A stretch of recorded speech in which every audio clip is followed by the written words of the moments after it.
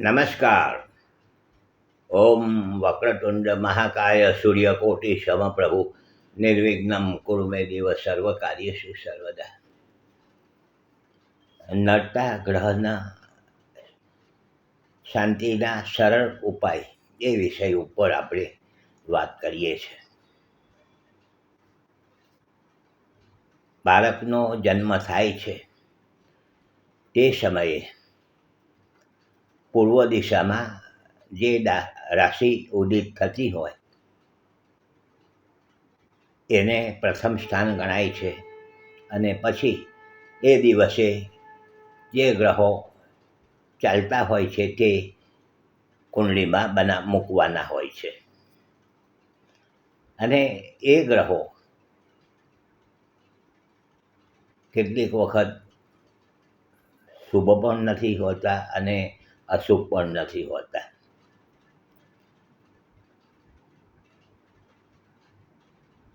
બાળક આગલા જન્મમાં જે કર્મ કરીને આવ્યા છે તે આ જન્મમાં આ રીતે એ ફળ ભોગવશે એવી જાણકારી મળતી હોય છે. અને સાથે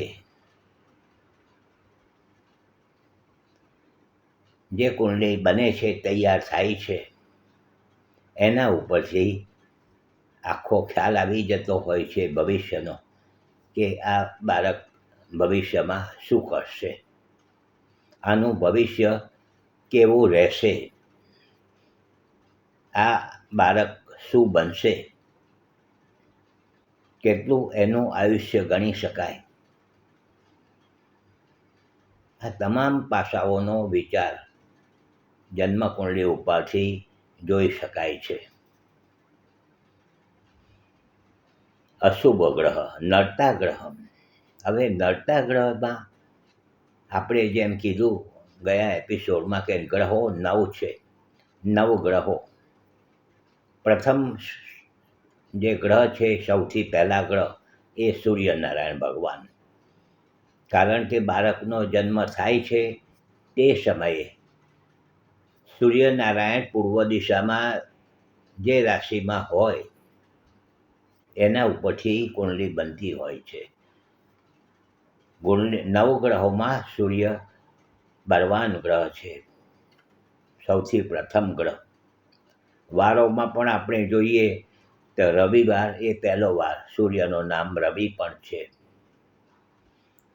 અંકશાસ્ત્ર મુજબ, અંકશાસ્ત્ર ન્યુમરોલોજી મુજબ એકનો આંક, એકડો, 1 તારીખ જેનો જન્મ થાય એ સૂર્યપ્રધાન વ્યક્તિ થયો કહેવાય. આ સાયન જ્યોતિષની વાત કરું છું. 1 છે, 10 છે, 28, આ ટોટલ થાય 1, 10, 28, આ બધા એકનો ટોટલ થાય. એકનો આંક ન્યુમરોલોજીમાં સૂર્યનો ગણાય છે. હસ્તરેખામાં આ જે આંગળી છે આપણી, આ સૂર્યની આંગળી છે. આ 5 આપણી 4 આંગળી છે, 5મો અંગૂઠો છે. આ બુધની આંગળી છે, આ સૂર્ય છે, આ શનિ છે, અને આ ગુરુ છે. આ 2 મંગળ છે.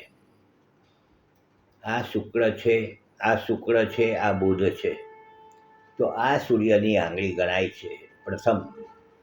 અને આ સૂર્યની આંગળી છે, અને નીચે આ લાઈન ચાલે છે એ સૂર્યરેખા ગણાય છે. સૂર્ય માન પ્રતિષ્ઠાનો ગ્રહ છે, સન્માન જેને કહેવાય. સૂર્ય સત્તાનો કારક છે. આ હું પ્રાથમિક ભૂમિકા 9 ગ્રહોની થોડીક વાતો કરું છું. પછી એના ઉપરથી આપણે નડતા ગ્રહના શાંતિના ઉપાયોની વાત કરીશું. જોડાયેલા રહેજો. સારું લાગે શેર કરજો, લાઈક કરજો. કાલે પાછા મળીશું. હસમુખલાલ ઝવેરીના સૌને નમસ્કાર. જય શ્રી કૃષ્ણ. ઓમ નમઃ શિવાય.